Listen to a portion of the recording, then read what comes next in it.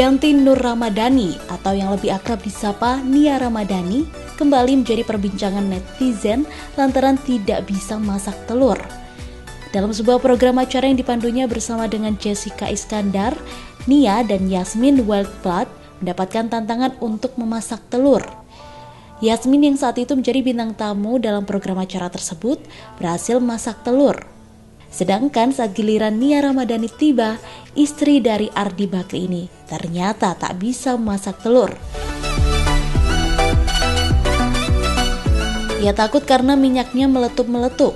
Alhasil, telur hasil gorengannya menjadi gosong. Selain itu, ia juga terlalu banyak memberikan garam pada telur.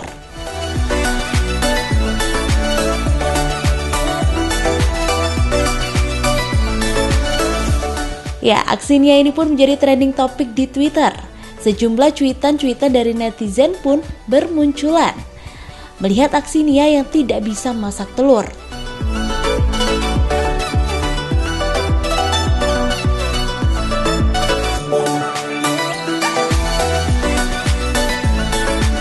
Sebelumnya, Nia Ramadhani juga pernah mencuri perhatian netizen karena tak bisa membuka salak saat suaminya, yakni Ardi Bakri, memintanya untuk membuka salak. Dia nanya gimana cara buka, kamu serius nggak tahu caranya? Masa nggak tahu cara buka salak? Pakai pisau. Enggak lah, dikupas. Mbak, dia nggak tahu cara buka salak, Mbak. Gimana bukanya? Buka, gigit. Iya, mau jijik, aku nggak suka. Iya, dikupas. Dikupas, tolong Mas Iya Adi. aja.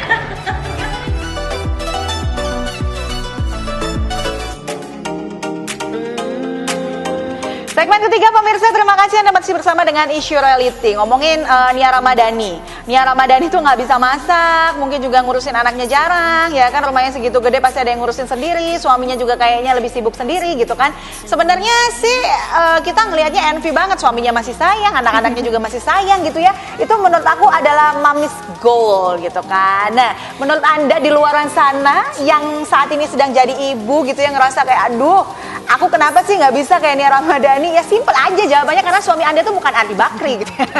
Enggak lah. Ini beda-beda, tiap orang tuh pasti beda-beda. Kayak tadi mungkin kalau kita nanya ke Mbak Feni, merasa gagal nggak jadi ibu? Mbak Feni aja merasa yakin bahwa enggak lah.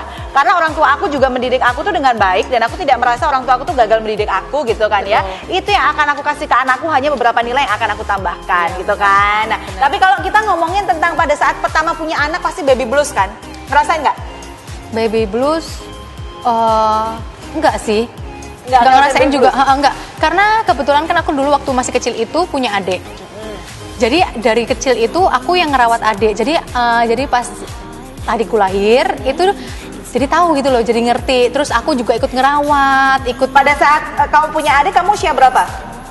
udah SD kelas 6. Oh, oke. Jadi udah besar, maksudnya jadi sudah bisa merawat, bantu mama ngerawat. Jadi waktu hamil ini, kalau untuk rasa kayak baby blues tuh enggak sih, mungkin takut pas lahiran kali ya.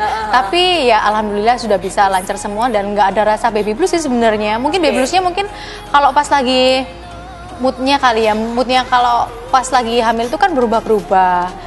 Jadi di situ aja sih. Kalau untuk sampai baby blues enggak sih, enggak.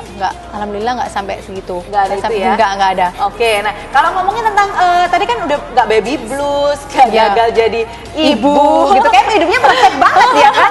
Perfect nomor 10 setelah Nia Ramadhani. Bisa Nia Ramadhani, ada siapa baru nomor 10 Mbak Feni. Nah, Mbak Feni, kalau dari kita nggak ngomongin ibu deh, kita ngomongin agak yang agak sensitif sedikit ke mertua deh. Ya, Mertua ibu gimana? mertua.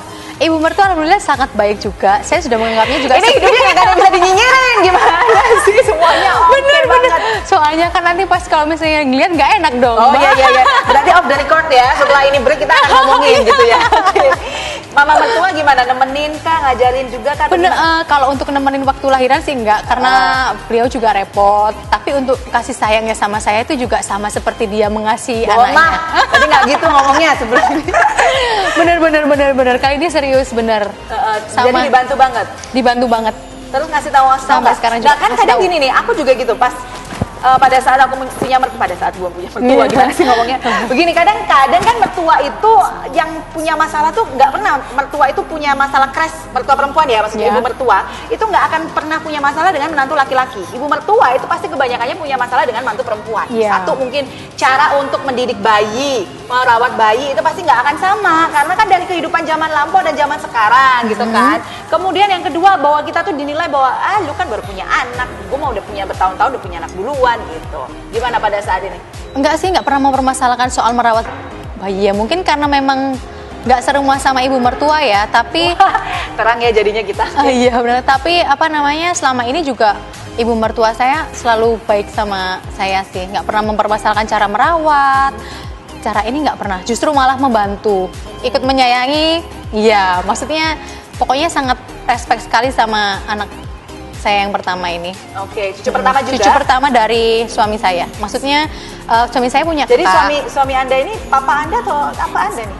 Maksudnya suami saya kan punya kakak. Nah, kakak saya kebetulan sudah punya anak. Jadi cucu cowok yang pertama.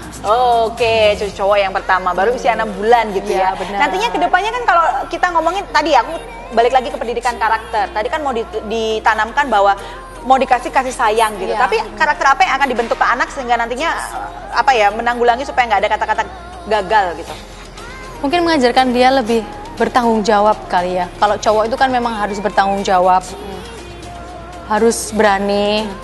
Jadi apapun yang dilakukan nantinya waktu dia dewasa, itu dia harus tanggung jawab apa yang dia lakukan gitu loh. Maksudnya ya zaman sekarang kan maksudnya anak itu kalau cowok itu yang nomor satu itu yang dilihat kan pertanggungjawabannya gitu loh. Jadi dari kecil itu harus diajarin ya pasti tanggung jawab, jujur, dan dia harus jadi anak yang baik. Maksudnya pokoknya menjadi yang lebih baik lah. Oke, I see.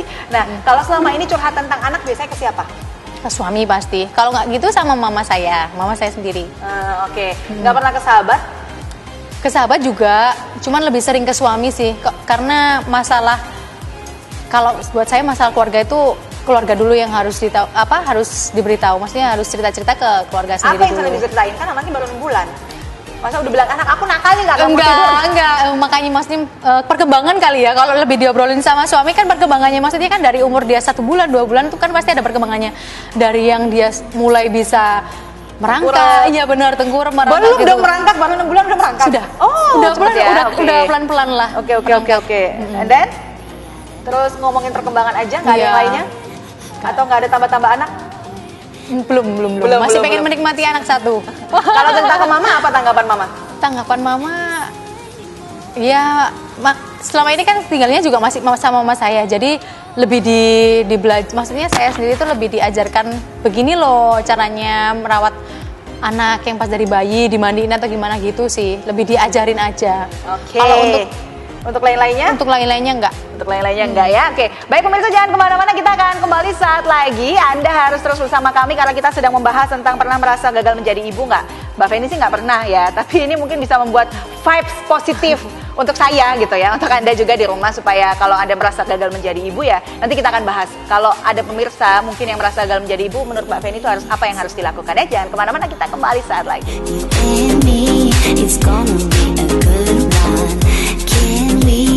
No pretend, just